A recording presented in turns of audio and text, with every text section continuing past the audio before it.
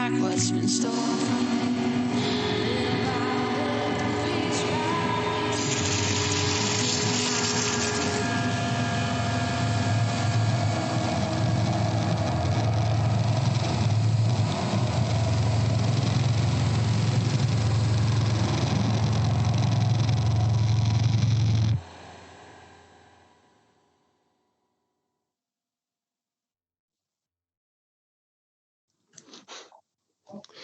Hello, and welcome to the Red Intermission, episode 3.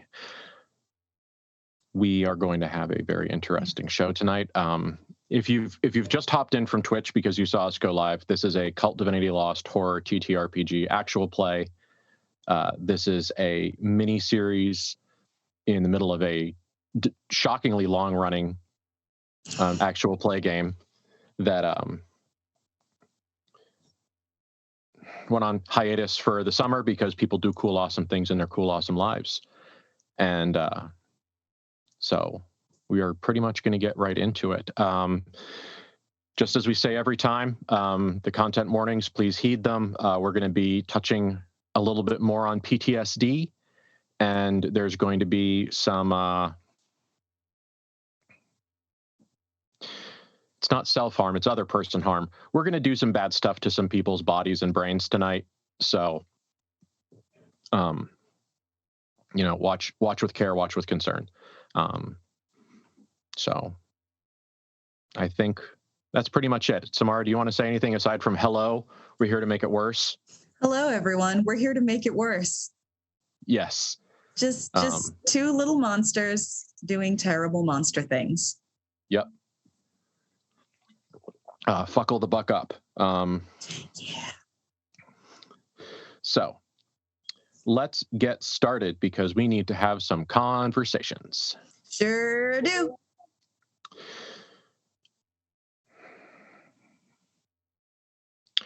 At a small gas station, a few roads off of the main road, a car is parked. Its engine has been shut off and it ting, ting, ting, ting, tings as it slowly begins to cool. And the trunk of the car is open.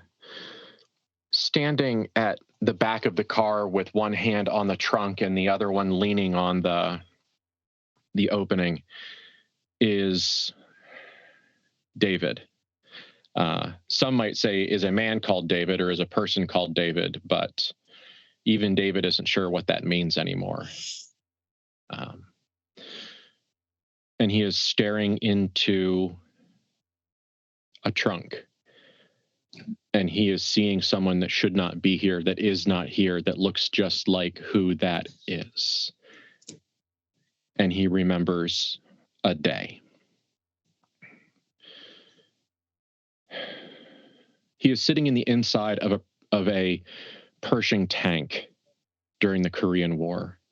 It is a quiet moment, and he and the two other members of that tank crew are relaxing as much as anyone can. And here's where the memories start getting strange, because David looks at David and says to David, "Read us another one of those letters." And David says, "I don't have any new ones. I haven't gotten any new ones for a few years." And David says, "Well, read us one anyway. Read us one of the old ones. Find us one of the ones when they're kids." And David says, "Okay. But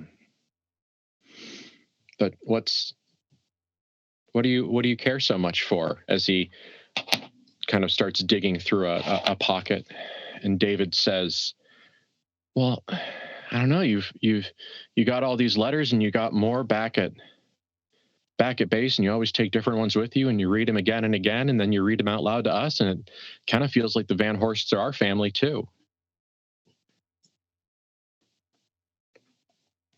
And David carefully, reverently, with the patient hands of someone who has handled something many times and is intimately aware of the temporary nature of paper, unfolds a letter, and in very precise script, covered both sides, and says, "Dear grandson,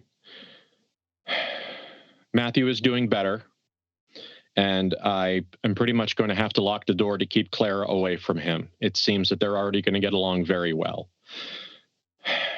Bethany has not come out of her room since Matthew joined the family. She seems to be upset by the new addition, but that makes sense. I'll be trying to bribe the little Duchess out with a few cakes and maybe some hot chocolate, because that always seems to work. So wish me luck. And remember, when they're your responsibility, you need to be kind to her. She is not well." And David pulls David and David out of that memory as hard and as fast as he can, because he knows that the next thing that happens is blood and heat and fire and death and change. And he doesn't want to do that right now, because in the trunk in front of him, wearing a dirty, torn dress with cheap shoes with one of the heels broken off, with her hair far too long and, by God, even dyed, is a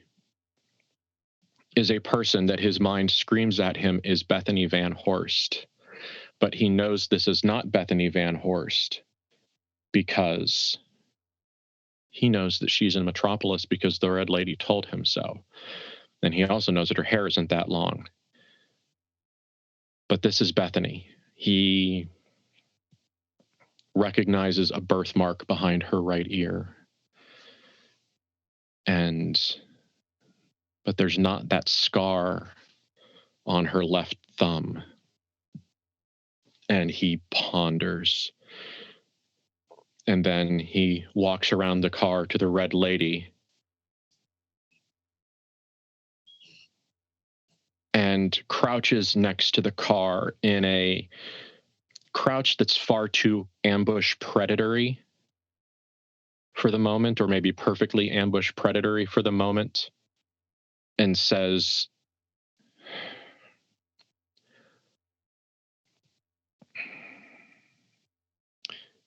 "Make this make sense, please."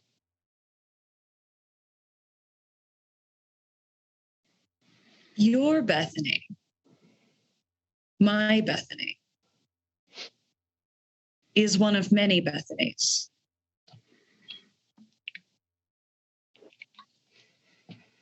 She is special because she has managed to scramble to the top of the pile. The poor creature in your trunk clearly did not. She is Bethany, and she is not Bethany. Which would you prefer? So they're stamping them out somewhere? There really is a Bethany factory? After a fashion. Did they not tell you this? No, they didn't. Ah. Well, this must be quite a revelation for you then.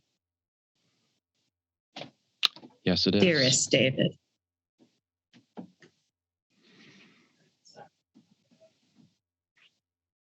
But now you understand, of course, why I bought all those human snacks at the gas station. Poor thing needs to eat. Mm. And I'm not a fan of Lay's potato chips. I was not ready to believe the idea that you would be eating potato chips and pork rinds.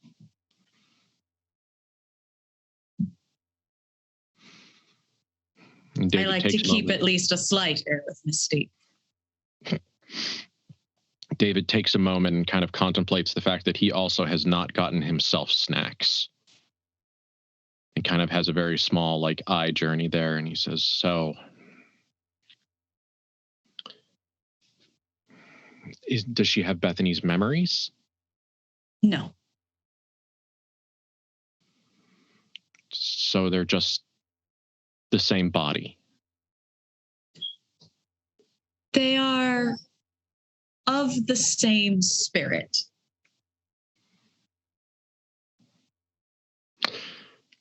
This is starting to sound like the beginning of an extremely long, evasive, unhelpful question and answer session.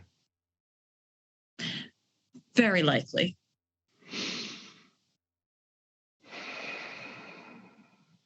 Okay. I'll tell you everything you want to know, just not in a form you want to know it. It's my nature. Clearly. All right. So she started waking up, I think, whenever I went back and checked on her and realized and understood. Oh, good. So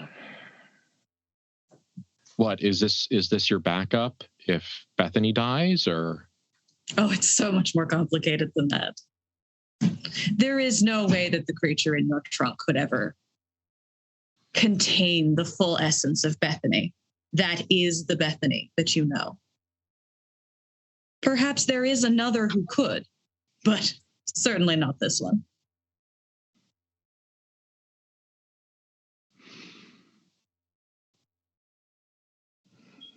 Okay. So do we give her an injection? Do we have pills, or do we let her wake up? Oh, I'm sure she'll sleep most of the rest of the way. I'll just put her in the back seat. And she gets out of the car and goes around and picks up this Bethany with the tenderness of a mother picking up a toddler and the strange strength of a woman her size picking up a woman of Bethany's size and cradling her like a toddler. Mm-hmm. And she gets into the back seat and maneuvers the Bethany. So she's resting her head on the Red Lady's lap as she stirs slightly but continues to sleep.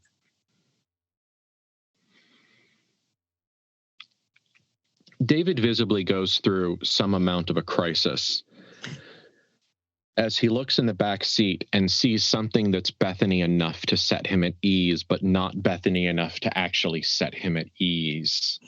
The Bethany Uncanny Valley. Yeah. And when he looks at the Red Lady, she can see cracks in him.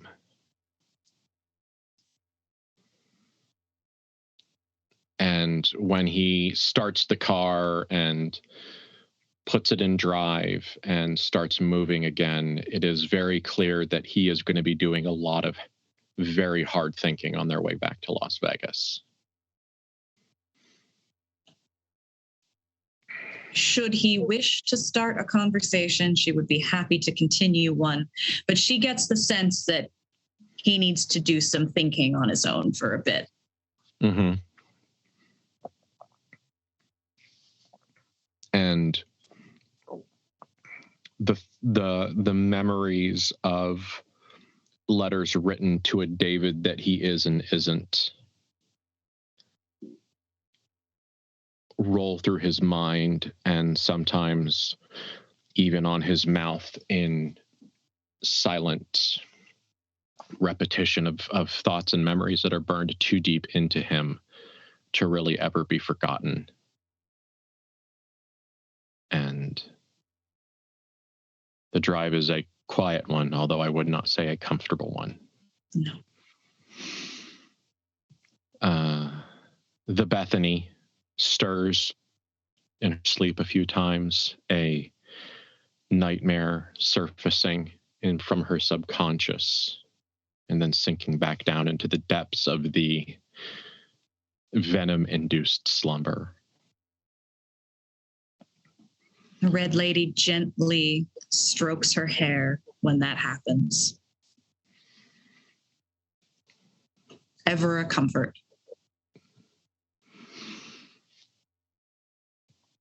When the lights of Las Vegas start to be visible, David says, So, this is your plan. Where are we going next? The place we were before. St. Dimphna's. Okay. And he drives. And the way he drives is the mirror opposite to the way he drove back from San Francisco. Before he knew what they were carrying in San Francisco, he drove a little snappy.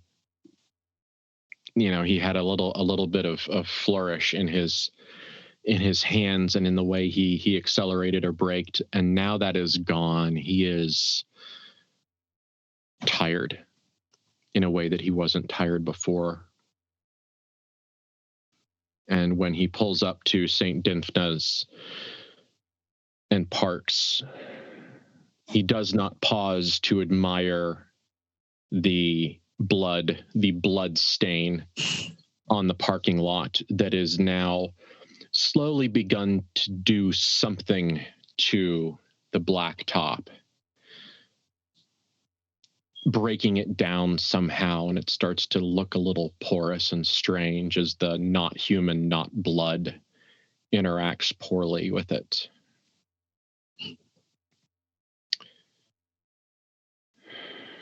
And so David reaches in and pulls the paper bag that had the few physical things that they needed, that the Red Lady claimed they needed to get,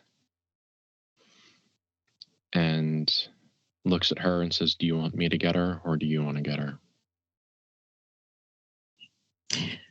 Why doesn't she rest here for a little bit longer? I think you and I need to chat. Okay. And he locks the car from the outside, picks up the bag, and holds the door open for the Red Lady.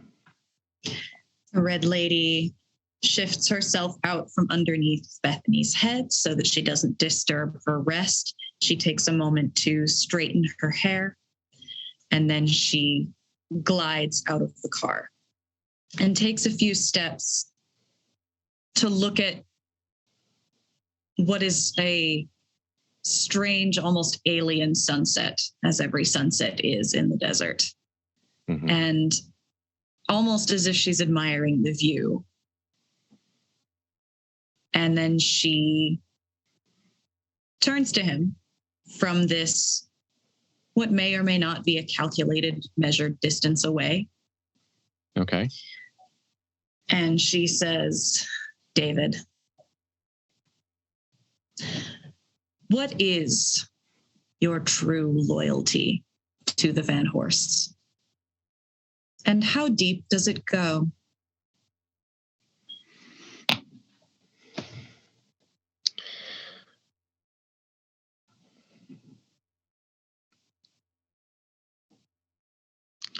His face twitches in a spastic, challenged sort of way, and his eyes twitch back and forth under his lids, almost as if he's experiencing REM sleep.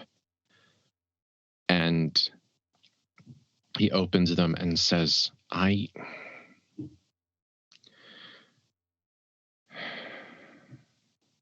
their driver. I'm their bodyguard. I'm the one they asked to kill. I'm loyal to them, to the Van Horsts, to all three of them. And I guess it's as deep as it can go. It's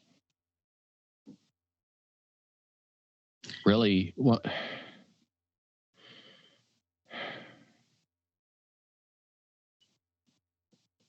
once you kill for something, and once you think you died for something,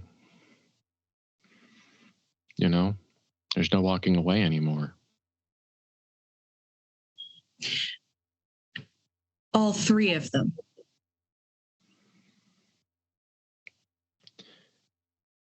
Yes. How many is three, David?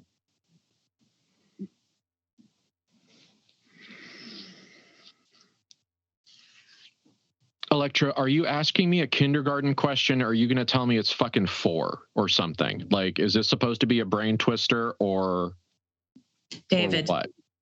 David, there is an extra Bethany in that car. And since the Van Horst did not tell you these extra Bethanies exist, they clearly did not tell you how I contact Bethany, your Bethany, my Bethany.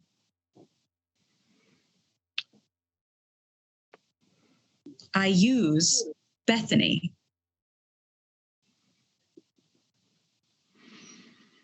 His entire body language shifts. And what's interesting in this moment is the way his body language is the body language you would have expected when he realized you were gay. This is the lean back and frown and recalculate moment that was missing earlier. There it is. Yeah.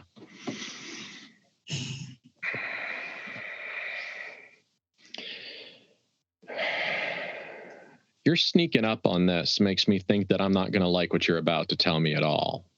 Oh, I can guarantee it. But I can also guarantee its necessity.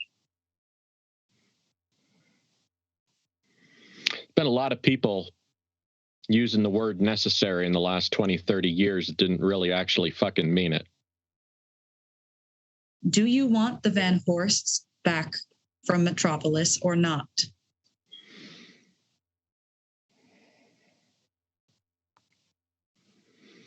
Yes, I do. How badly?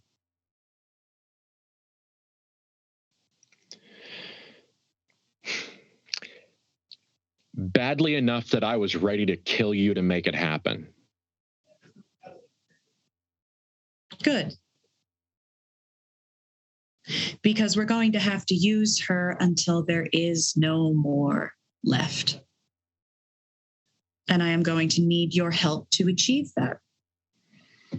When we're both within Elysium, it's a bit more simple. I can just use our particular form of magic to connect with your Bethany, my Bethany. But since they're on a different plane, we have to resort to older, more potent magics. And I need to know if you can do what is necessary.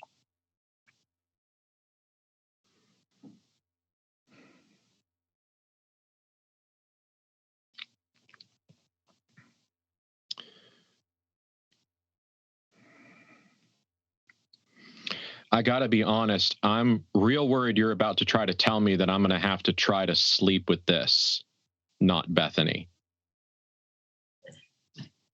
And for the first time, probably ever, the Red Lady is speechless for a moment.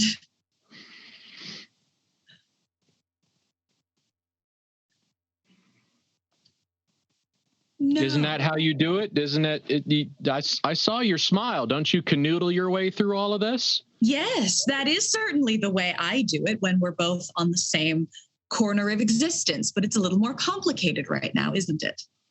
Well, I figured if the walkie-talkie was canoodling, that's going to be what you were going to tell me to do. Alas, no. Good. Thank God.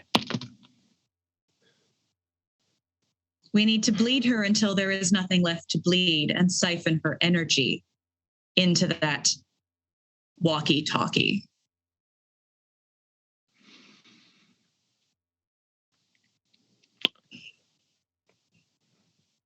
I walked right into that, didn't I? Yes. Yeah. Yeah.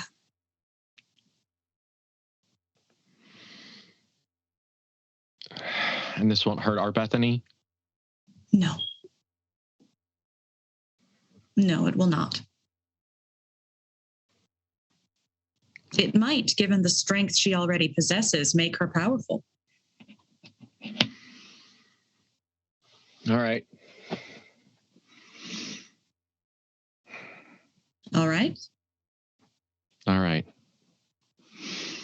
Minor pause, extremely racist comment here from David. I was in Korea for 3 years. I'm used to killing people that look all the same. Wonderful. I'll try to make this as painless as possible for you. Okay. Let's go. Let's go. And the red lady leads the way back to the car. She grabs the bag o' supplies and lets David pick up Bethany. And he does. And the way he interacts with this Bethany shows both the complexity and fucked up nature of the way David looks at Bethany Van Horst, because it isn't as equals. There's levels of difference in his eyes between the two, both higher and lower at the same time. And when he thinks that he surreptitiously checks once again to make sure it isn't Bethany by bringing his mouth and nose to her hair and smelling for the products that he knows that Bethany uses, because he can track them by scent now. He knows how to do that, or he remembered how to do that. And he smells different chemicals, different soaps, different cleaners, a different brand of cigarettes. And he understands at that moment that this isn't Bethany, that this isn't Bethany that's been knocked out and put in a wig or something like that. That this is really a different person that looks exactly like Bethany Van Horst.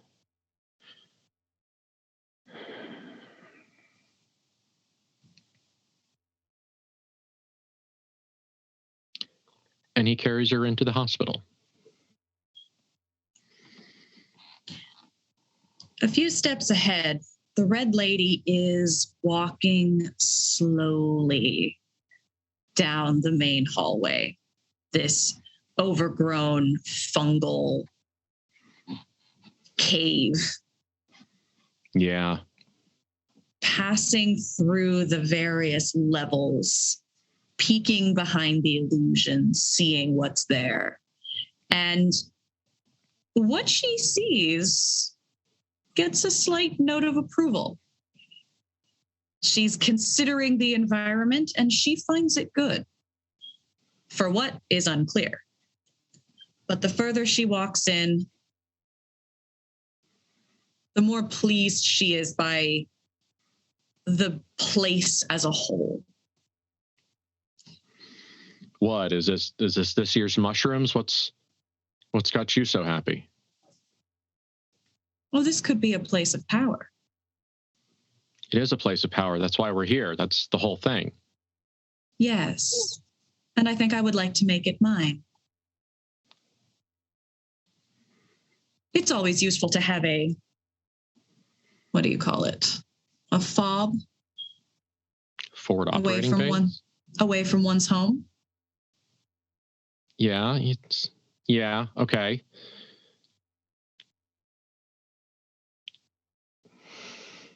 Sure. I can't stop you, can I?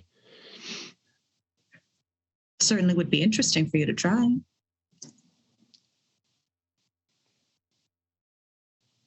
We'll get to that later. And she gets to a crossroad in the hallway, an intersection. That's the word I was looking for there. And one way leads to the room that has what is left of Jean. And the other direction leads somewhere else. And she decides to go somewhere else. Okay. To find a new place that they can siphon their energy into, to imprint it with something different, something more direct than what they had before. That was divination. Okay. This needs to be direct contact. All right. Fairly manageable. The hospital, the hospital in Elysium was a very sizable building. Mhm. It was a functional hospital with several beds and surgery suites and all of the other assorted rooms. And it also has undefined amount of non-Elysium space. Perfect. Right now, what the Red Lady knows is that this space, the things that started to damage the illusion, the dreams and the madness that started to pinch and pull reality and thin it here have been killed or have abandoned it. And it is a place that could be shaped, but it would take an amount of work and probably an investment of time. A rainy day project. Yeah. She hums somewhere deep in her throat, and the deeper it goes, it sounds more like bees. It's definitely coming from her, but it's not a sound that human vocal cords can make. Yeah. And she starts plucking at the air as if finding strings on a guitar. And she seems to be guiding herself with this method, this atonal bee hum combined with the guitar strings in the air. And that's guiding her down a hallway and through a door. And she's just assuming that David is following until eventually she finds pediatrics. Mm-hmm. And there are still brightly colored paintings on the walls. Yep. But yellow for Ben, it's completely empty. Yes. Okay. Yes, it is completely empty. Great. Continue. It is just spooky. Yes. There's a big sun near the ceiling. There are some trees and some big cartoonish flowers, but almost as if the fungus recognized that this was painted like a garden, they have grown up more towards the bottom and more towards wherever there's a cartoon flower, as if it goes, same hat. I'm imagining something like the three layer wooden sets for a high school play. You know, Yeah. boom, boom, boom, and the first closest piece of that set is now all fungus. Yes. Cool. Yes. And because this was once probably a waiting room or foyer kind of area, aside from some toys in the corner, it is empty. Mm-hmm. And she looks at the size of the space and nods. Right here. In the nursery. Yes. David puts this person down, absent some of the reverence he picked them up with. Not but you know, he didn't like put them down and then fix the clothes and do all the little kind of compulsive things that one might do were one a David. But he puts her down and stands back and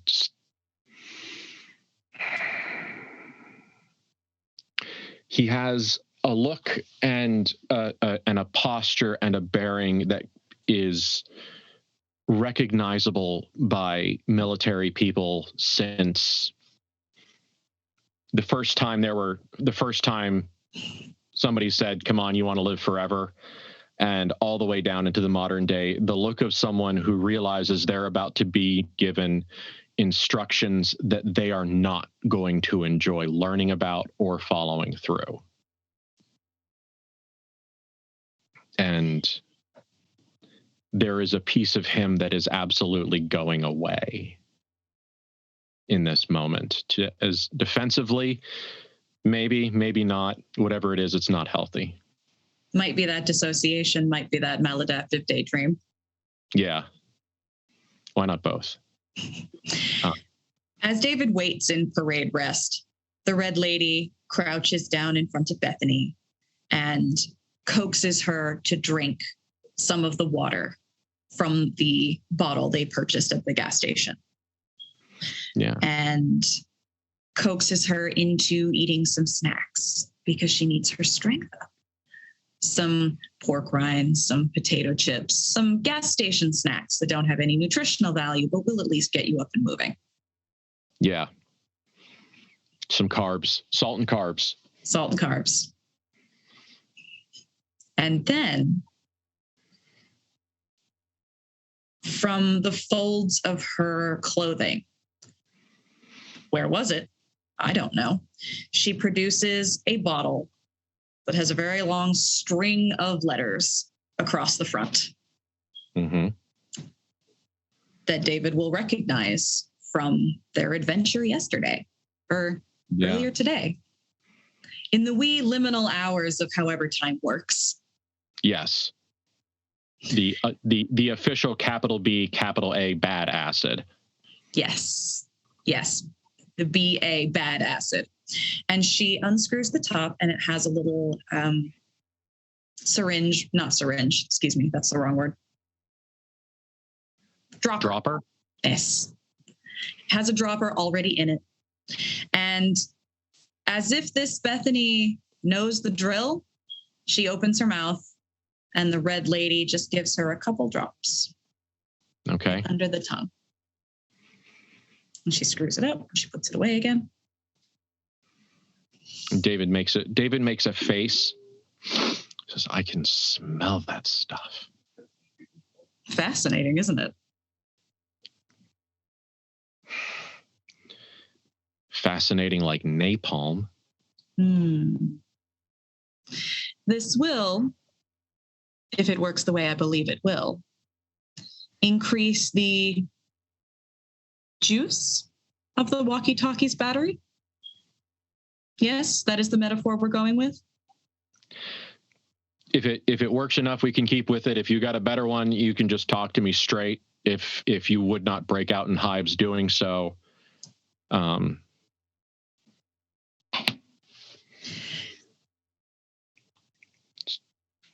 hallucinogens coursing through her blood will ease our push through the illusion. It should carry our psychic message all the way to Metropolis.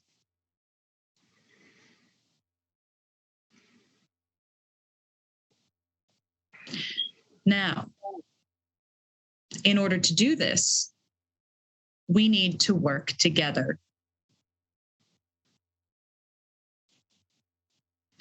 And she sketches in the air with a finger. And a complicated, it might be a sigil, but it looks far too long to be one of your classic goetic sigils, is floating in the air.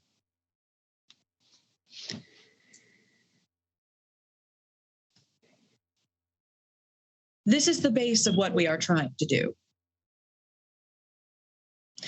I'll be straight with you. We need to draw it on the ground in her blood. Because it's magic. Because it's magic. Because it's fucking magic. Okay? And it stays floating in the air at about eye level.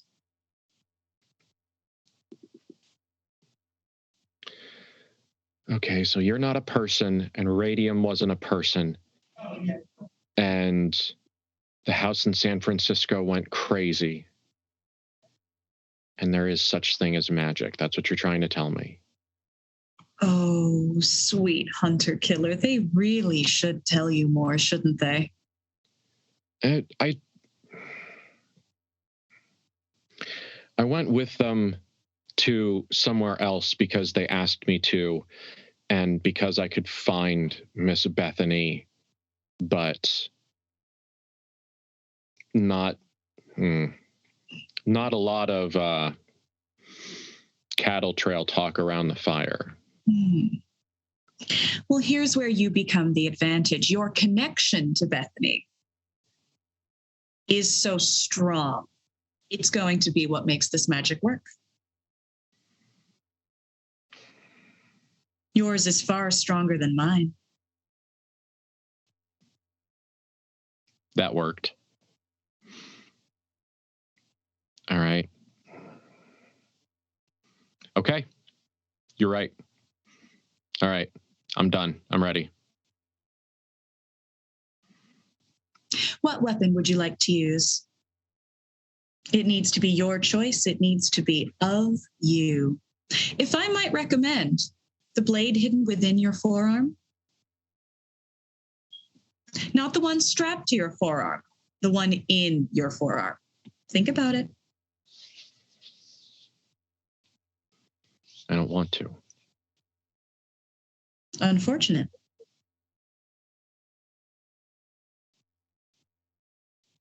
If you want to find the Van Horsts, you are going to have to push yourself to or past your breaking point.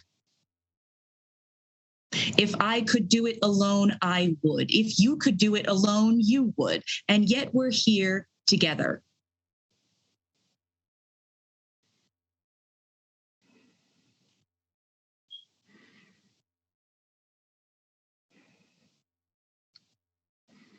I've never done it on purpose. It's always been for a reason. I've never just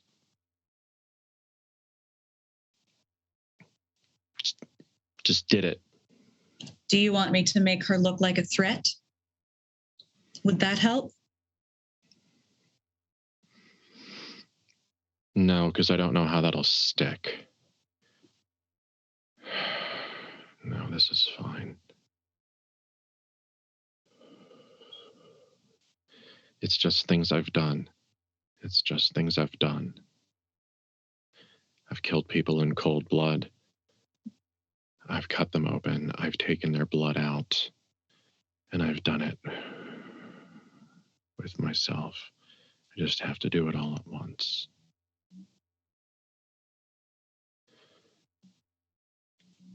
And David flexes his hand, and these two fingers and these two fingers split.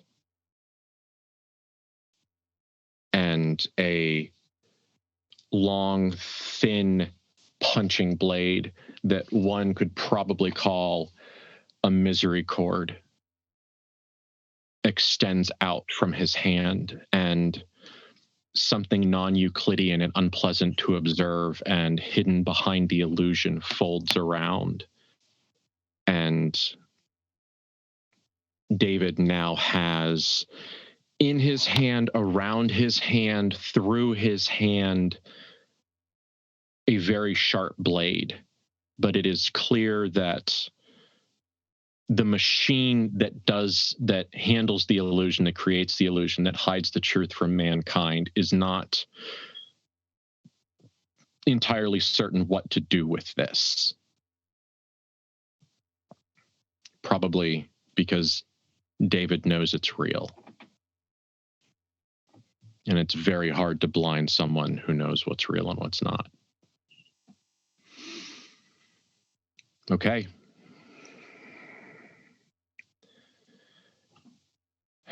Show me. The large sigil that was floating that has a design at the top and then goes through to the middle and then spreads out further at the bottom. It floats to the floor and expands to be about 6 feet end to end, Okay. Slightly larger than a Bethany.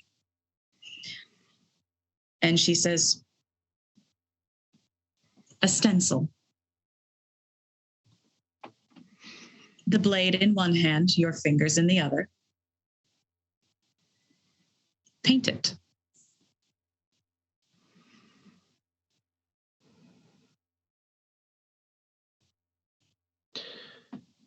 David shuts his eyes and breathes a few times and says something that the Van Horsts would recognize, but that the Red Lady hasn't heard yet. And what he says, or maybe she has, what he says is, Hod is dead. She has not. But her head tilts sharply, which he doesn't see because his eyes are still closed. Mm-hmm. And then he very calmly begins to open up this knot Bethany along major veins and arteries carefully, patiently, and exsanguinates her and draws with her blood. And the dimmest part of her that is somewhat cogent is terrified. The rest of her is in a drug-induced haze, but there is a part of her that occasionally looks David dead in the eye, like a deer caught in a trap or an enemy in the headlights of the Jeep. His response to that shifts over the course of this ritual. Let's call it what it is. The first couple of times she does it, he looks at her very coldly, as if she is a piece of meat or as if she is an enemy combatant. And then the last few times, as he knows they are coming close to the end of their life, or at the very least the end of their consciousness, as their blood is more out of them than in them, as he continues to very calmly and precisely fillet this human open. He gets more gentle with her, to the point where the last time that she kind of rises to the surface before she sinks completely, he actually puts his hands on her cheek and says, "It's okay. Just go to sleep."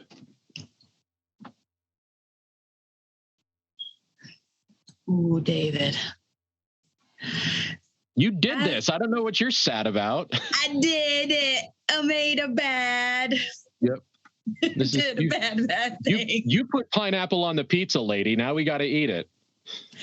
And I would like the audience to know this whole section was Samara's idea. It's very bad. It's all very bad. Yeah. We doubled her pay. As this is happening, the Red Lady is initially it looks like aimless wandering, but as she continues to essentially map out the space, she is pinpointing the four corners, the 5 points of a pentacle. She is finding all the right places to put the little pieces of magic and draw from the central point. Once the central sigil is complete, she hops over it 3 times, which looks frankly slightly ridiculous given everything that is currently happening. Yes. David, in a moment of this, when David takes a pause and he kind of leans back from his kneeling position, and he does the "ooh, my back, I've been bent over, like I've been hunched for too long." So he kind of does the "ow, my back" stretch, and he arches his back and looks at her and he says, "Is the devil real?"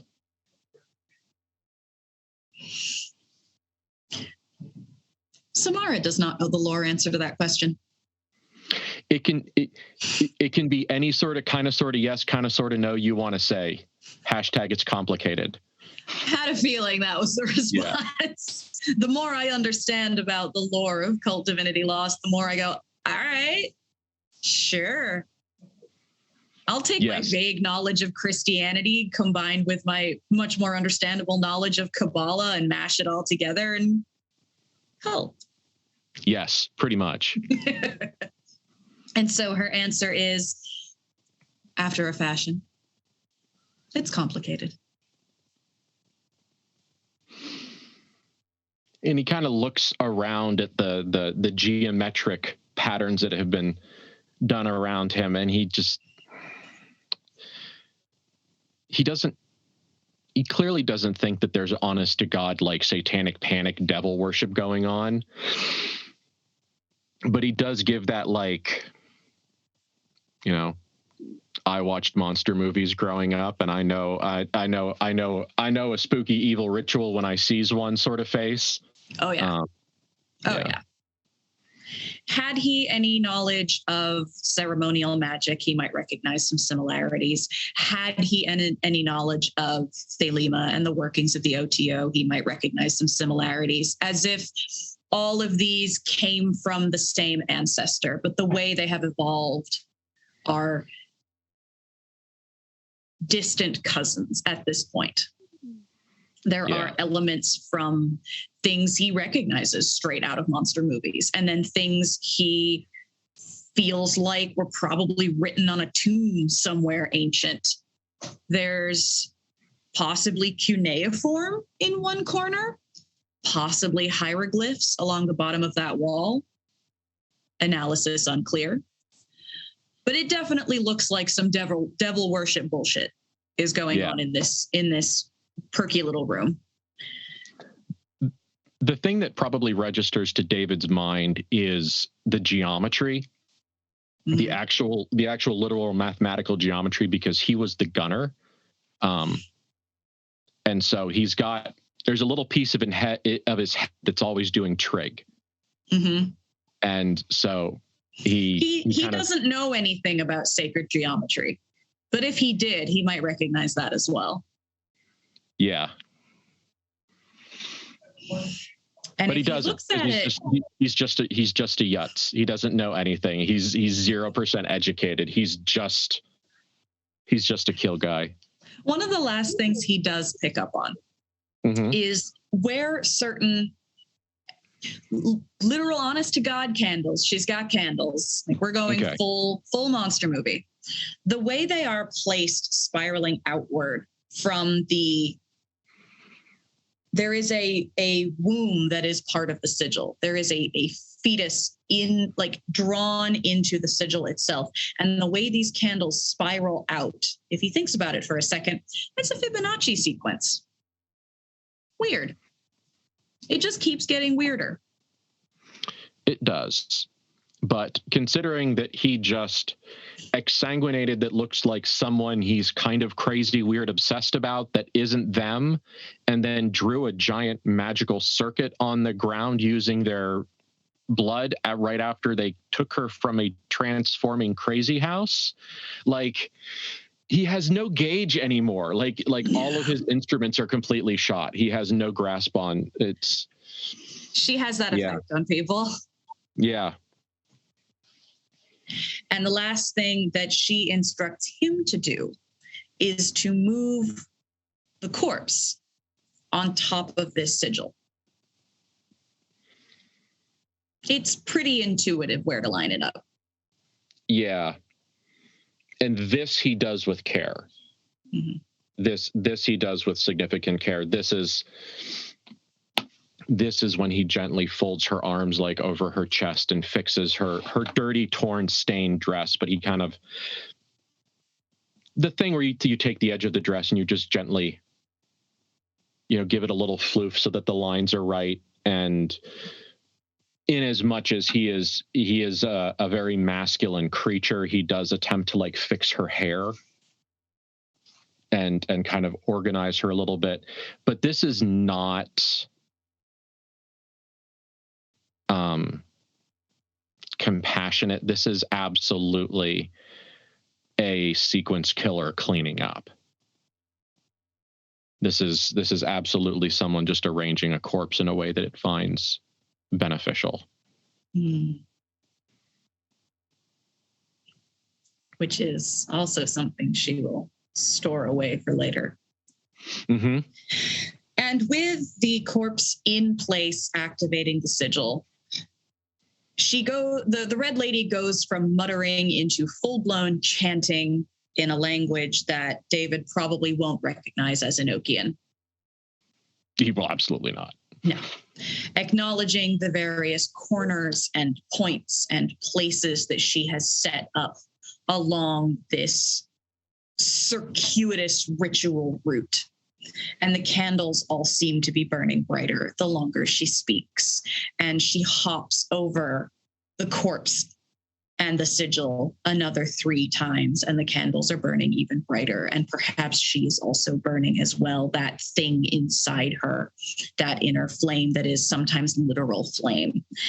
And she sweeps herself to the corpse's head and bends down, crouches, and touches the tip of her finger just lightly to the corpse's forehead. And that's when shit goes wild. Yeah. Is this when she makes contact? Sure is.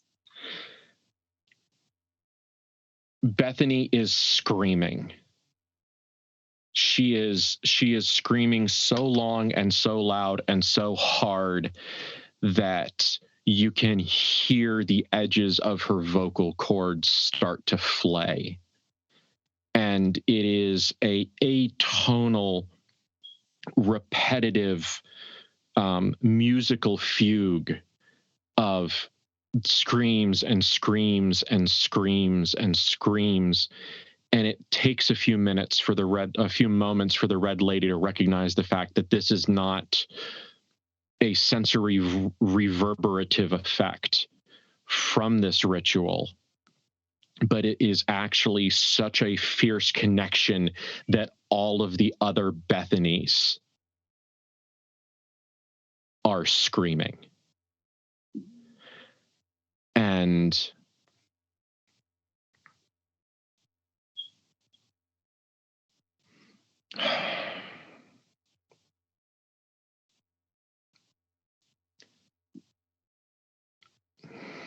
I forget exactly what she was doing, and I went back and listened to it today, and I can't remember because it fell out of my brain because that's what kind of a day I'm having. I remember the room they were in. Yeah. They were in the bedroom.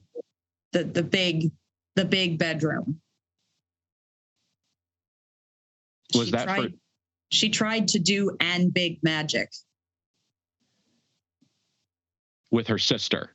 Mm-hmm. Yeah, she okay. and Clara.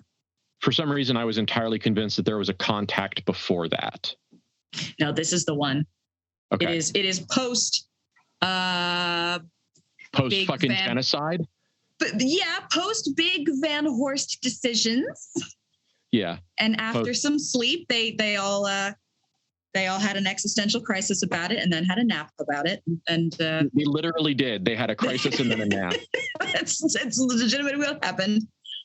With some truly exquisite roleplay from the siblings in that scene. Okay. Now, that's the reason I kept getting error messages, because I listened to it this week and I was completely convinced there was another connection. All right, let's get back into it. Bethany is screaming, and you hear her voice echoing from before and after this moment. And which phone number? Contact or device. Echo quiet. The wiretap wanted to play. Defeated by modern technology. Right? And the reverberations back and forth, and you hear, close your eyes and say it isn't real. Close your eyes and say it isn't real. It doesn't matter. Close your eyes and say it isn't real. And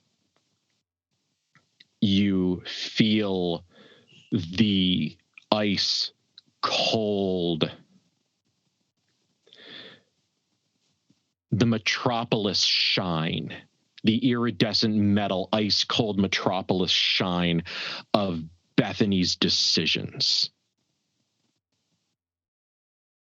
And and the choices that she made, and even in her rage, the rightness that she feels, and her willingness in that moment to walk away from everything, to shed herself and become a chrysalis and become a thing.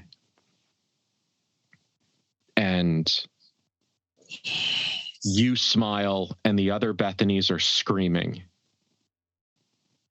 And you say, "There you are." And you smile, and someone else smiles too, through blood-lacquered teeth. But it is not the Red Lady.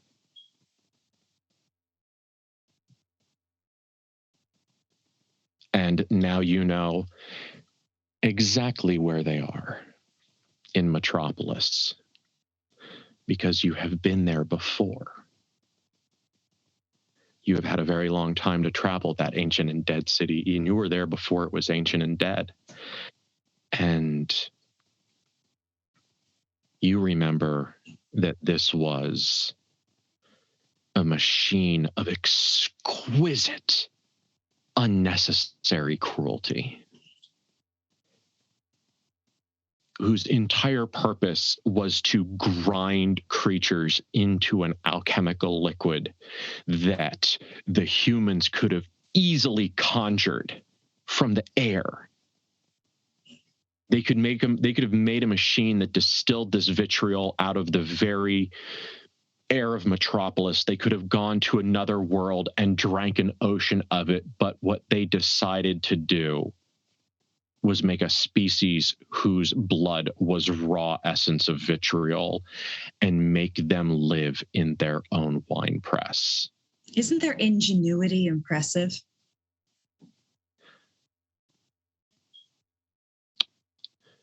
You discovered the secret to crack the world, and the first thing you made was a weapon.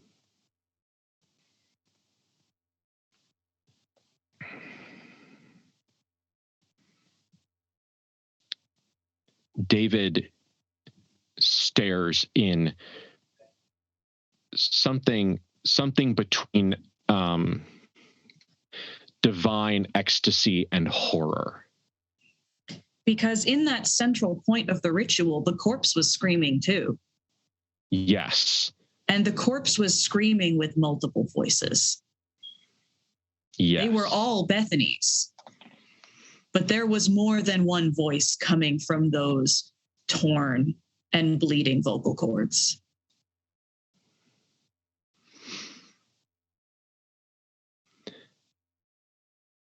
And in a near perfect mirror image of what the Red Lady did to David in the Sears house, what David is unfolding behind the illusion. A tesseract of mayhem is behind the human skin, because something we missed, something you missed, was how David would respond when he heard Bethany scream. And there are mandalas of razor wire behind him, and he has a stole of tank treads over his chest, and he is a devil machine. He is the nightmare of a man choking to death in the trench mud of World War I.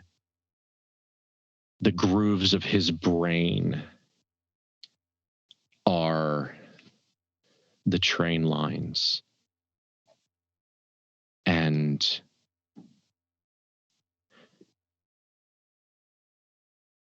you need to talk him down, or he is going to erupt.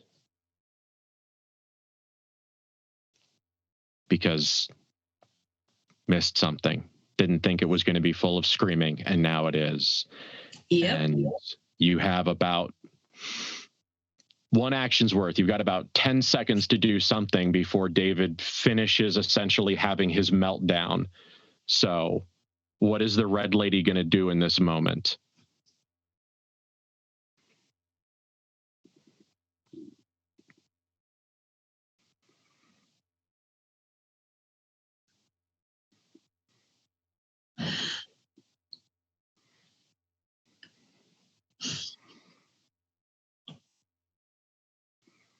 She puts her whole palm on the corpse's forehead. She's standing over her. Okay. And the corpse says, David, I'm hungry. David, can I have a snack?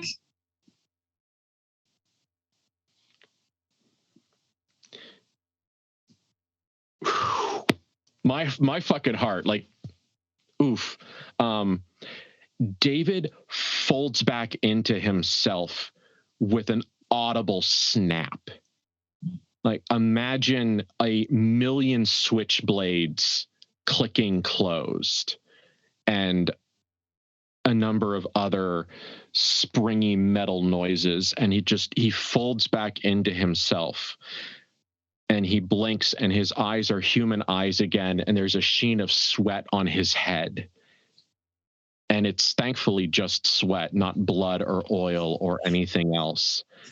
And he has a full body spasm, like someone experiencing something intensely distressing and neurological, and looks at the corpse and then looks at the red lady.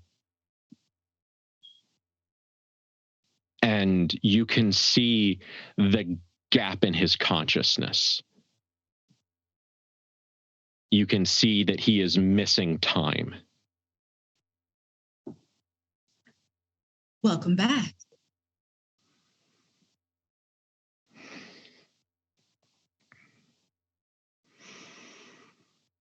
Did it work? It did. I know precisely where they are. Although I know they may not stay in that precise location for long. Okay. Does that mean your plan's going to work? Yes. Yes, because next time it will be stronger. We will have our lighthouse. And we will guide the way for the Van Horsts to return. I won't be so vile as to say to guide them home. But they do still consider this home for the time being, and so the saying would be apt.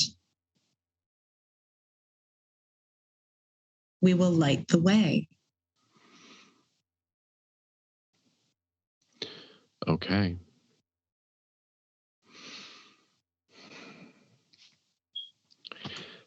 So,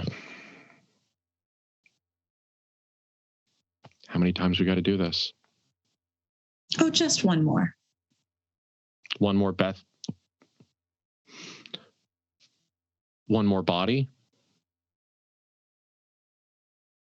That I haven't determined yet. Okay. But only one more ritual. Do you think you can do that?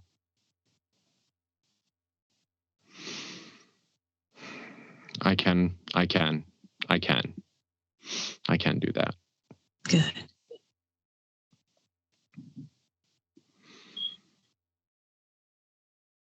All right. Wow, I'm hungry. I'll Are bet. there snacks left? There are indeed. And she gestures over to the paper bag that had lots of candles and stuff in it, but also has an open bag of pork rinds and an open bag of potato chips. Yep. And David, with all of the tells and micro expressions and stims and everything else of a perfectly, normal human Earthman, walks over there and picks up the bag of chips, and with his bright eyes completely untroubled by a disgustingly long amount of time, Just picks up missing. just gone. Yeah, he just and he starts eating the pork rinds, and he says, "All right, so what are we doing next?" And it is the All Night Diner, ALL-NITE Diner. It is a distillation of the time and the place. It serves proudly breakfast 24 hours a day, and it is a couple of streets off the strip. The neons aren't here. The beautiful new buildings aren't here. There's no facade on this building. It's just the brick, but it does have its own nice solid light up neon sign. And there's only a few people in it. The one waitress is sitting down at a table, resting her feet, smoking a cigarette. There's a couple of drunk guys, one of which looks exceedingly happy and the other one looks exceedingly depressed, which is pretty much par for the course. And then there are two things. There is a red lady and a David, and they are sitting in a fucking booth in a fucking diner. The red lady is smoking a cigarette through a cigarette holder. She, as usual, just looks a step too glam for wherever she is. Oh, yeah. And in this case, at night, at a diner, with this person who looks distinctly like a mobster. Oh, yeah. The drunk guys can make their own assumptions about what is going on at this booth. They will be wrong. Yes. But they can make their own period-appropriate assumptions. Yeah. And David is not smoking a cigarette, all classy and shit, through a cigarette holder. David is annihilating a breakfast. He is doing to this plate what the Van Horsts did to that entire species. He's just like, it's like 3 eggs, 3 pancakes, a half a pound of bacon, a cup of coffee, a cup of orange juice, toast, hash browns. Like, literally, he was like, I want one off of everything from the breakfast menu, and when applicable, over easy. And he has been eating for a solid 10 minutes. The red lady, surprisingly enough, has a similar sized meal in front of her. It is all the things that can be sweetened. It's pancakes and waffles. They have whipped cream. They have strawberries. There's a chocolate malt to one side. And it's hard to catch her eating, but the food is disappearing. It's clear that if she's going to be in the illusion, she's going to eat everything sugared that she can, because fuck it. Yeah. What's it going to do? Go to your hips? Exactly. Oh, no, it's going to go to my pinions. Oh, no. Oh, my wings. My 6 flaming wings. Or whatever. Yeah. Oh, no, my rings full of eyes don't fit right anymore. Anyway. Yeah. Hashtag biblically accurate angel problems. So David is in big human mode. Mm-hmm. And because of that, David is going to be asking some questions while eating. I, having misophonia, abjectly refuse to roleplay it. But if you can imagine this conversation, at least 50% being asked with a mouthful of food in David's mouth almost at all I, who am times. wearing headphones and can hear your voice directly in my ear holes, thank you for not role-playing that. No, I squicked myself even with the concept, so don't worry. This is a self-solving problem. It's whatever it is, the self-policing group.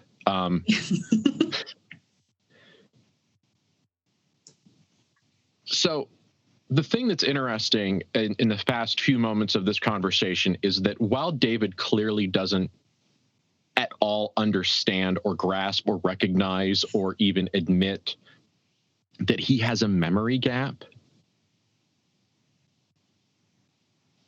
it seems like all of the information he received during that blank space is there. He's just not experiencing the memories of how he learned it. And he seems perfectly fine and comfortable with that. Seemingly. He's Because a little manic. She's pointed out a couple times now that he just doesn't remember any of that. And his responses are one of two things. He either goes, yeah, it was real busy. You know, in that kind of like, you know, a lot of shit was going down. What do you want me to do? Remember everything that was said? Like, it just like completely waving over it, or he goes away. You know, it's when you needle him 2 or 3 times in a row and you're like, do you remember, David, when the walls folded in on themselves and you turned into a gleaming monster with a gun built into your heart and you pulled it out of your body and started killing? And he just shuts down. He goes distant for like 30 seconds and then very slowly comes back up. And just picks up where he left off. Yep. He is deeply, deeply damaged by the experiences he has had. And this is all of the effects of a soldier in a war that was fought before, CPTSD and all of that, or PTSD and all of that was developed. They don't know what's happening. It's still shell shock. It's still battle fatigue. When they call it shell shock, and yet you can still be tried for desertion if you can't take it anymore. Yeah. So, I mean, that was just the beginning. Like, that's the substrate that all of this truth mayhem has been growing on. So apparently it is clear in the conversation that David's human personality is a protective layer. And even that is not a normal person because it's 2 in 1. Mm-hmm. And now that you've got that sense, it is uncomfortably easy to notice the differences. She has started to put together timelines in her head of these 2 Davids. Mm-hmm. There are 2 Davids. There were 2 Davids that are now 1 David. Yes. And it sounds like they knew each other from what she can tell. Yes, he has told more than one. His Korean War stories are the kind of war stories that are very carefully edited to be told to people that weren't there. So he will say something like, "We were out on patrol and it was pretty heavy," or and he just completely glosses over the blood and the guts and the screaming and the cordite and the death in the mud, and then just gets back to the part where they're like telling a joke or something. Mm-hmm. Like he just goes, blah, blah, blah, blah, and then she's even noticed that some of those war stories seem to be told as if he was in 2 places at once. And those Absolutely. are the particularly interesting ones. Yeah. And at one point he tells a story, and it's, if you couldn't hear the words, if you looked at David's face, it would be one of these super cute, fun moments of like somebody who's remembering a memory so hard that they can't stop laughing about it. That it's like one of those bright, shining core memories that someone will remember for the rest of their life. But David is telling it from 2 perspectives. And it is like he's going, and so then I said, and then I said, and then he said, and then I said, and then he said, he tries, so he's running around and his pants are around his ankles and he's got his helmet on and he can't find his flashlight and I can't find my flashlight and I'm running around because I think we're getting shelled. And he says to me, do you think I'll have time to find the toilet paper? But it's that click, click, click, click, click, click, click, click, click, click. Mhm. POV switch that's just terrifyingly fast. Mhm. And the Red Lady, because David is in such an aggressively human mode right now, she does her best to be a little more human as well. Okay. Come How does she down do that? off her angelic cloud just a little bit. Okay. And she's slouching a little bit in the seat. She is smoking with her cigarette holder, and she's eating all the sweetest foods on the planet and just injecting diabetes directly into her veins. But she allows some imperfections to creep in. Okay. And one who knows her very well might know how calculated they are. But for someone who has so thoroughly put himself in his own human mode, he doesn't see the click, click, click of her thought processes going into place. And Absolutely not. she has a small belch after taking a big sip of her malt, things like that. He has to use the napkin to wipe her chin. Yeah. Just these little, just these little hints of humanity. Yeah. Because it seems to put him at ease. And after he went through a very hard night and then put it all away in a little box somewhere in his metal brain. Yep. You know, we'll go easy on David. This is the most human the Red Lady has seemed in all the times that he's met and has known her. This is like he did the mental equivalent of the two guys in a van company. He just packed it all up and just sent it somewhere else. Yeah, he breaking and hope that. Yep. But it feels more and more to him like two coworkers getting to know each other as people. As peoples. Yeah, they've been through a lot together, but feels kind of nice. How about you roll influence? Sure. And let's see. We'll roll dice once tonight. Yes. I didn't actually pull out my dice, so vamp for a second while I find D10. Good. Two of them right at the top. There we go. Great. Oh. Well, I just rolled 2 10s. Okay. Well, so it's more than a 15 already. Yeah, that's a bunch. What is my influence? Do I have an influence score? It's all the way at the top. It's one of your stats. Magic influence. There it is. So 24. 24. Yeah, I'm going to say that's more than a 15. Yeah. Yes. This system does not have advancing degrees of success beyond the 15 plus 10, 14, 9. So you get a couple of very interesting personality clues out of David. One of the things that you notice is that he describes 0 romantic entanglements.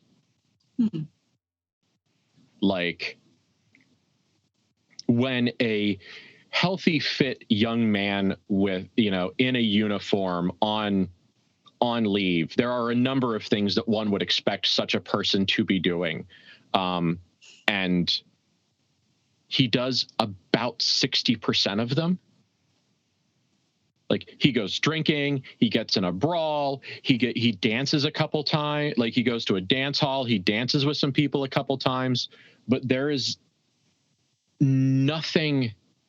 He doesn't take anybody home. He doesn't kiss anybody.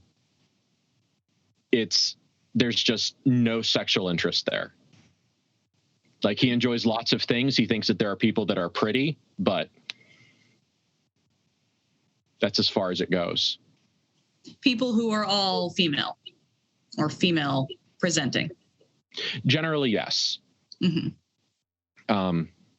But he hasn't. I don't want to say that he sounds like he is attracted to men, but he knows when men are attractive. Yeah. but it's the same kind of, like, when he talks about men that are attracted, he is describing Michelangelo's David. And when he is describing women that are attractive, he is describing, like, the woman with the pearl earring. Mm-hmm. He is describing aesthetic qualities. You know, it's all up here and none down here. There's no, nothing. He seems fine. Like, he's not, like, it's not a symptom of anything. It's just how he's built. So the Red Lady also stays away from more carnal conversations. yeah. Not because she's bothered by them, but because, David is doing his best, but might get a little weirded out by gay. Probably. And there are a couple. So when David isn't an all-destroying war machine and the embodiment of a murdered Archon, he is a late 20-something guy in the mid-50s. But he is also someone that, like many people in the world, is forced to reconcile what he's been taught with the fact that he cares about someone that he has been taught to hate. And there is a couple times where he tries to sound okay. Like, there is a point where he's describing something in Pittsburgh and he stops.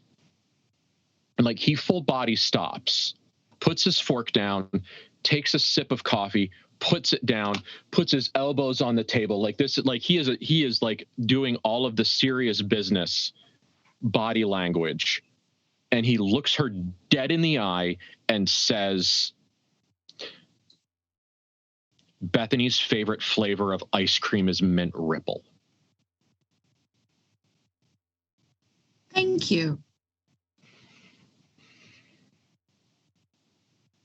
And then he picks up his coffee and clearly tries to move past the moment as fast as he can. And she will lean forward as if to continue that conversation, but to the side. David, did you have any pets growing up?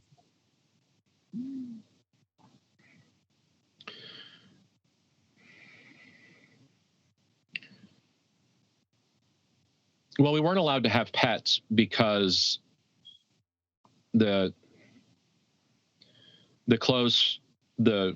allowed to have pets because we were worried about the hair, and it wasn't supposed to look good on our uniforms. But I did have a couple rabbits. So yeah, I had a couple pets.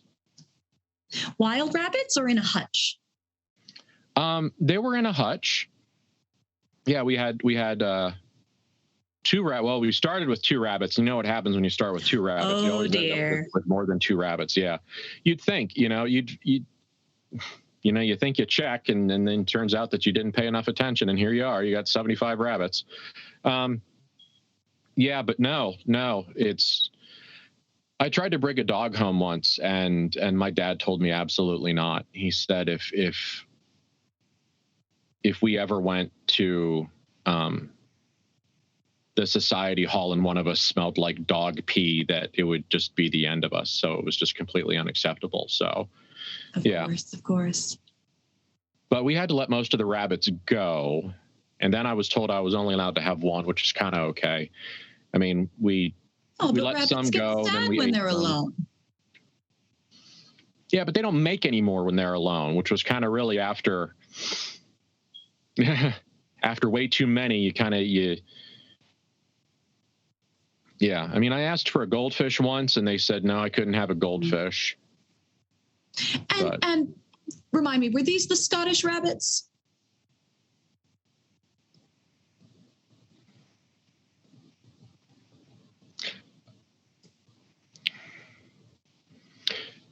Flicker. Deflects with, I don't know. I never heard their accent. She gives a very human, like, that was a good joke. That was a good joke. Yeah. And he tells other stories too. He gabs on about, like,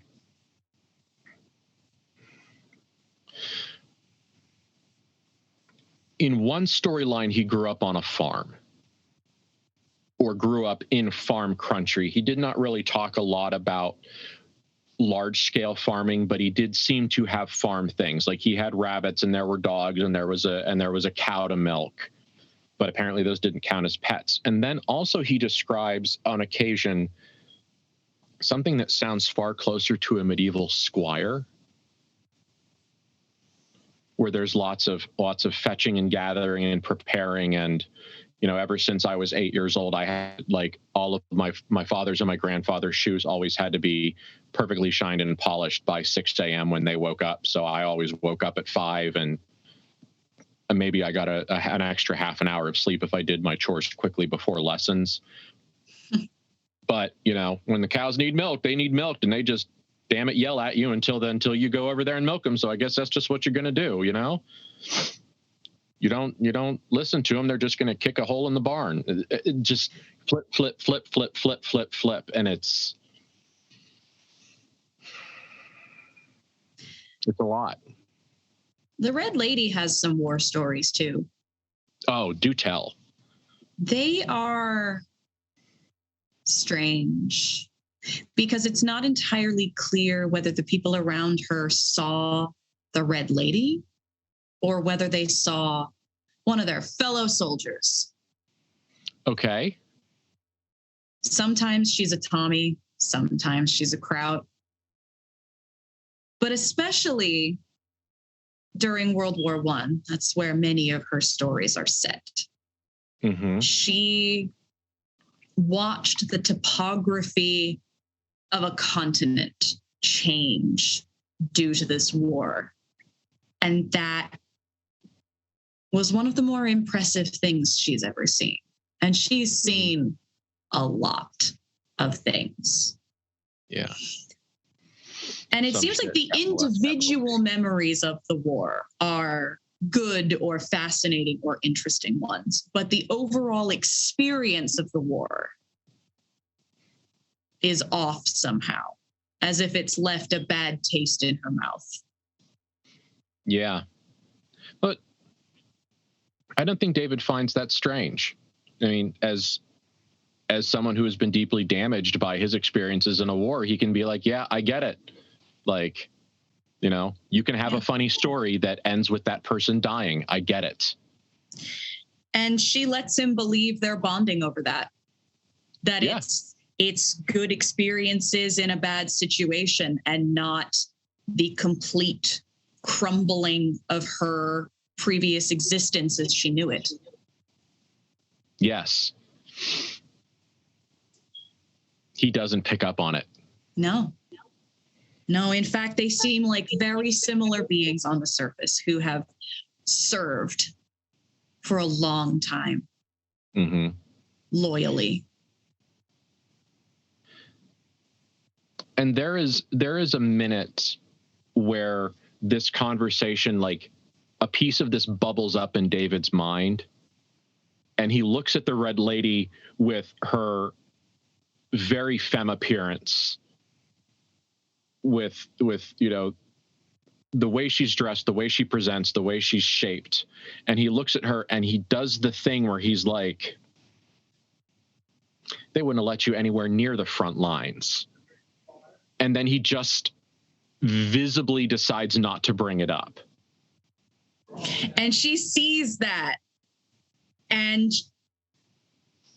chooses which metaphor she's going to go with for a split second in her head and goes, well, you've heard of Anne Bonny and Mary Read, right?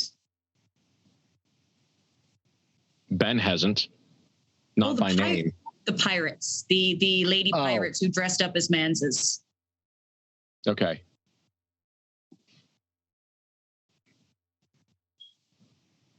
She's implying that she Mulan'd it. Yeah, he gets it. He's just processing it. Yeah. And there is a moment where he tries to make a joke. Like, you rolled a 24 earlier, so you're getting the director's commentary. There is a minute where he tries to make a joke in his head and can't make it come out not nasty. You know? So he starts to crack a smile and like his eyes twinkle and he like puts his finger up like he's going to say something and then just kind of, and then goes and picks up his food. But you can watch him do the like. Yeah. And I think she laughs at that. Yeah. That's a little like, oh, I see where you're going. But it was still funny to watch you try and go there. Very human. Two unlikely war buddies just talking about the old days. Yeah. Like comrades. Yeah. Bros. And mostly she talks about World War I. She had presences pretty much everywhere else, though. She was there with the Bolsheviks.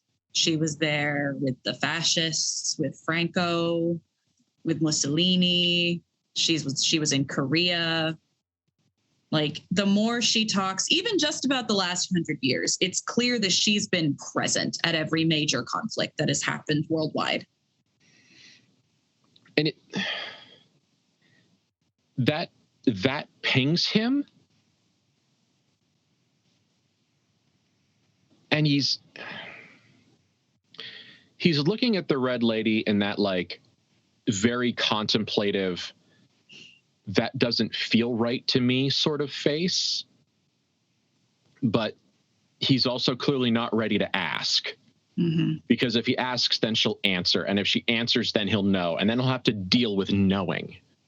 So he just like, he goes through that entire like, we're going to shove that all the way back into the back of our head where it'll become a tumor in 30 years. Yeah.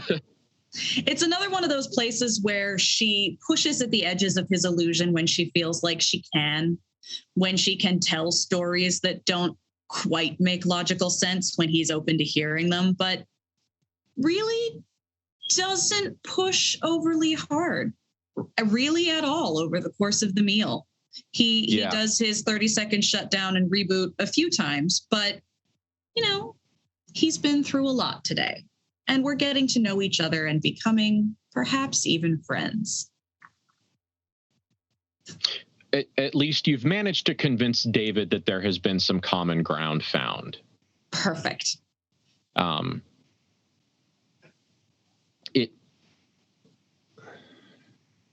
It is interesting because there are several vibes.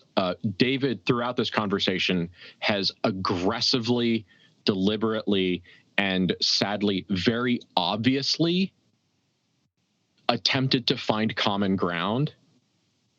But it's funny because he's like coming at it from like 4 different angles, and they don't mesh. So like, he's doing his best. He is like, he's trying to find war buddy, but every time that like they get close to like war buddy connection, she's like, anyway, so there I was, you know, on the front lines of the Battle of the Somme, and he's like, what? Yeah, it is. Yeah. And then he's just trying to talk about existing. You know, like, what do you think about the new cars that came out this year and stuff like that? And he's just attempting to find, like, he's just reaching for the middle ground. And then a couple of times, and this is probably like the saddest, weirdest / funniest part, is every so often he'll slip into like dad interviewing the prom date. Energy comes through loud and clear. Yeah, or possibly older brother interviewing the prom date, or younger brother even interviewing the prom date. Just kind of that, like, what intentions do you have with this female person who is important to me? It just, but he catches himself doing it and he tries not to, and then he gets back into it. Like, it's. And those are the only moments where she seems less human, because her answers are things like, I would see her crowned in glory. Not, I'll have her back by 10. Yes.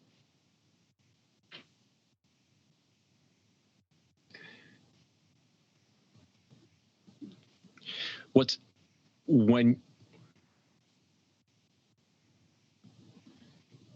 you say crowned in glory, you can, and this is just a perfect, like, this is the perfect moment to then have our couple of other last moments. It will be a short game, but I think we got a lot. I think we got a lot of game in it. You can watch one of the Davids in his usually very tightly wound personality and his very tightly twined personality aggressively separate.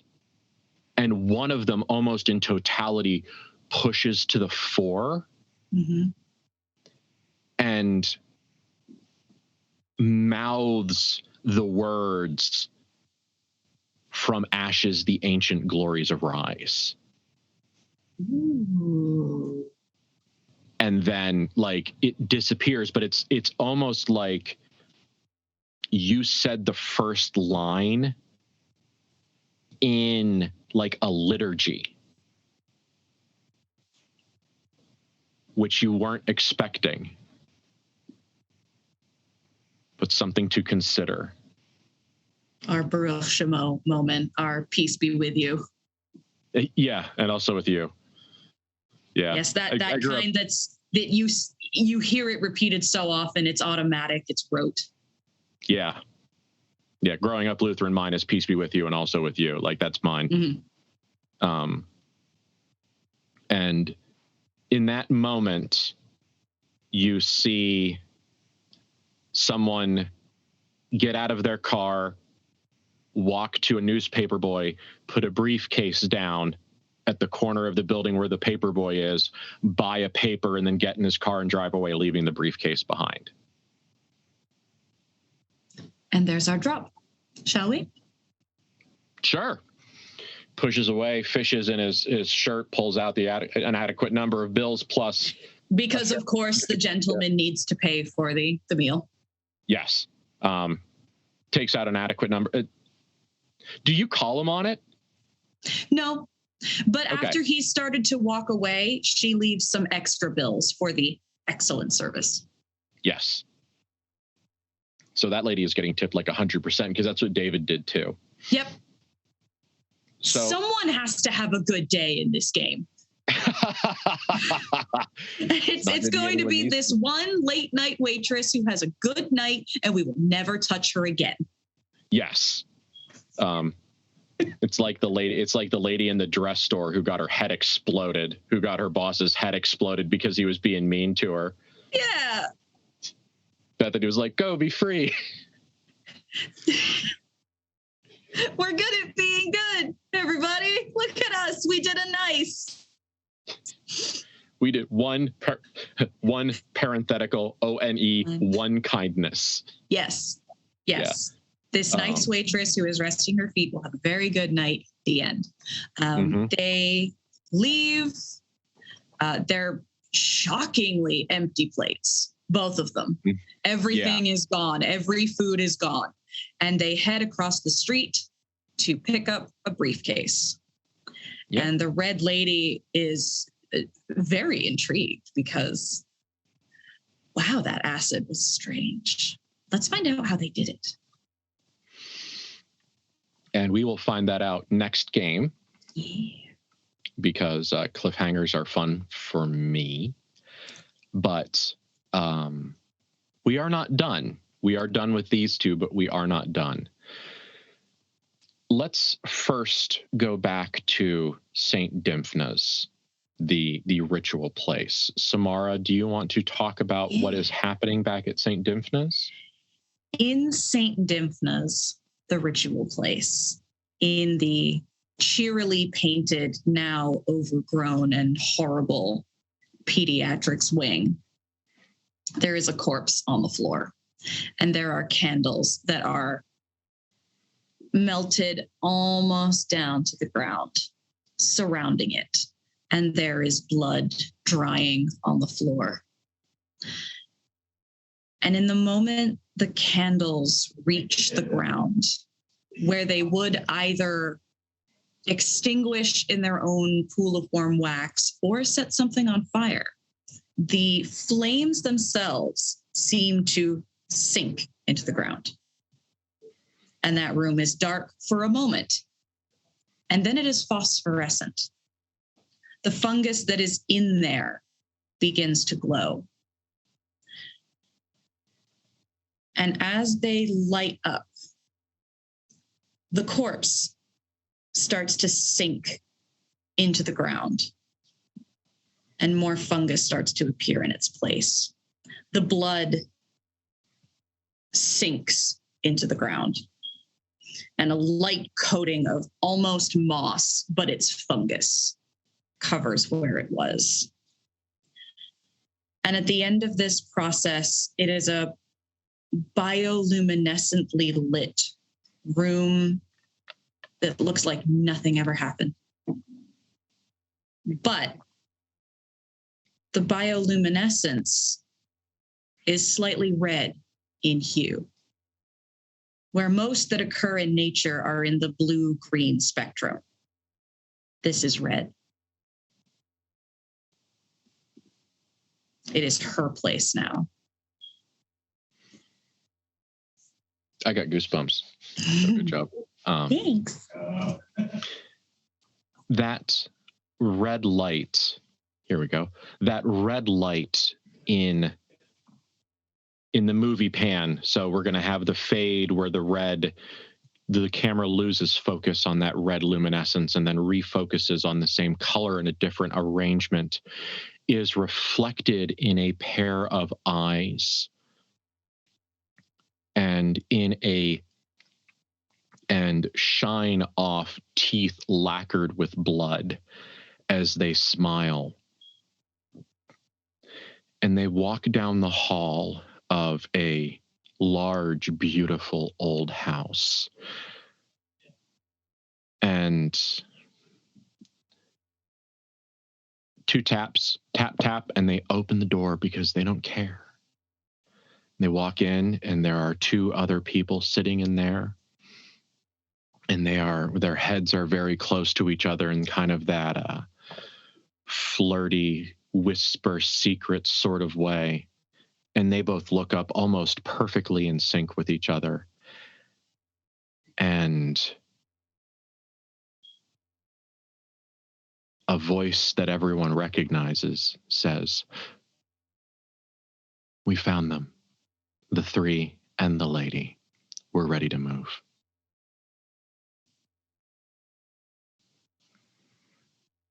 And that is that.